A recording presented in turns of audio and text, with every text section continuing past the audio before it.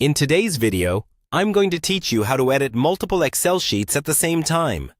This is a really useful trick when you're working with a workbook that has several sheets laid out in the same way. For example, maybe you have a separate sheet for each month, each department, or each project, and the headers and structure are identical.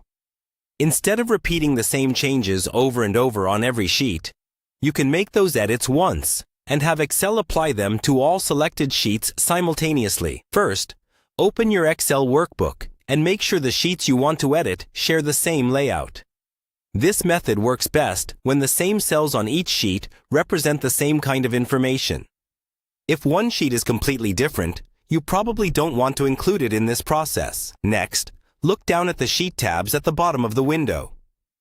Click the tab of the first sheet you want to include. Now, to group multiple sheets together, hold down the Control key on your keyboard if you're on Windows, or the Command key if you're on a Mac, and then click each additional sheet tab you want to edit at the same time. You'll notice that all the selected tabs become highlighted. That tells you those sheets are now grouped. Once the sheets are grouped, anything you type or format on one sheet will be mirrored across all of the selected sheets, as long as you're working in the same cells. For example, if you type a new header in cell A1, change the font, or apply a color, those changes will appear in cell A1 on every grouped sheet. This also works for formulas, inserting rows or columns, and many types of formatting. One important tip here: while the sheets are grouped, be very deliberate about what you edit.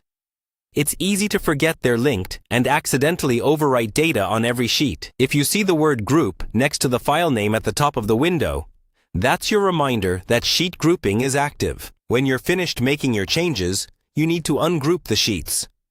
To do that, simply right-click any of the selected sheet tabs and choose Ungroup Sheets.